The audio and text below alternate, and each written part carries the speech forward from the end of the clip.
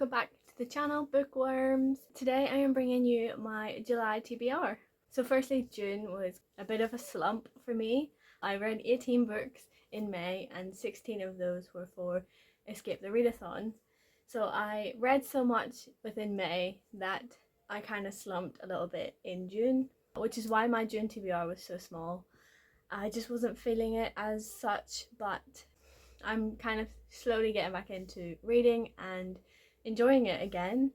So hopefully I can make July much better for my reading goals. I still have to finish The Institute by Stephen King. I'm finding it so difficult to read King books now. I feel like his writing is much slower than the books that I am enjoying at the moment, and I just don't like the build up that he has in his stories. I just feel like it's very slow.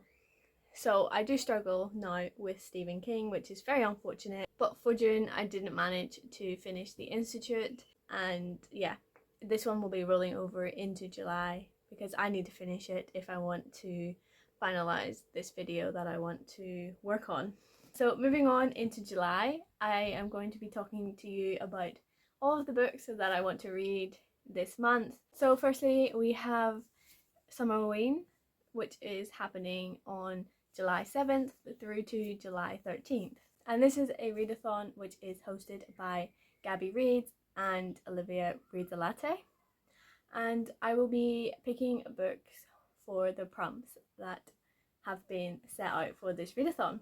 So the first prompt for SUMMERWEEN is to read a book in the dark. So for this, I can't really pick a book just yet. I could read any of my books on July's TBR and just read it when it's nighttime or just darken a room. So that one's pretty easy to fill. And the second prompt is to read a thriller.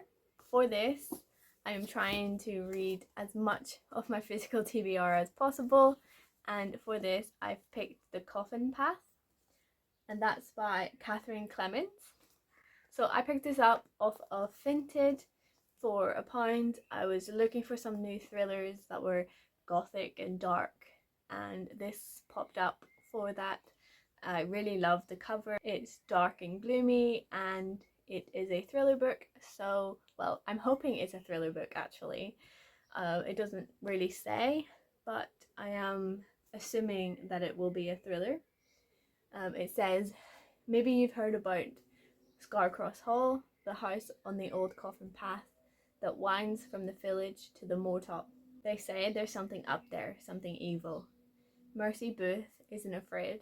The moors and Scarcross are her home and lifeblood. But beneath her certainty, small things are beginning to trouble her. 3 ancient coins missing from her father's study, the shadowy figure out by the gatepost, an unshakable sense that someone is watching. When a stranger appears seeking work, Mercy reluctantly takes him in. As their stories entwine, this man will change everything. She just can't see it yet.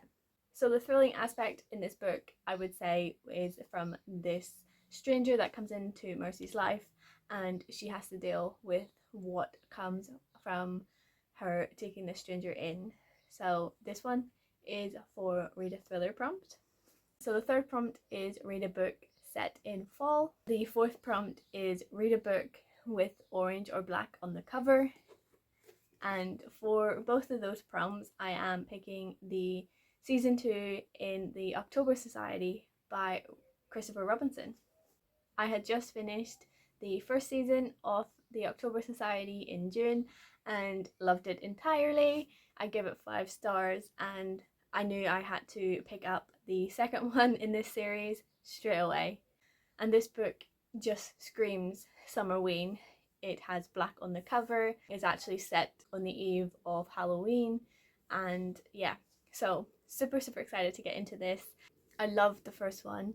So the basic premise of the October Society is that a group of teens get together around a campfire and they tell creepy stories that would keep you up at night, and these stories are told in the static between channels on a old TV. I am very much looking forward to reading the second one. And the final prompt on the SUMMERWEEN list of prompts is to read a manga, graphic novel, or novella. And for me, I don't read graphic novels or manga. They're just not my type of book. So I've decided to go on Scribd and have a look at what books I'm interested in that are on there that qualify as a novella. For this, I'm picking Ring Shout. This is like a Southern Gothic story and I'm so looking forward to reading it. I've seen so many people on Book Talk and BookTube ranting about this book. So I am finally getting around to picking it up for Summerween. So outside of Summerween, for the rest of the month, I am hoping to read even more books.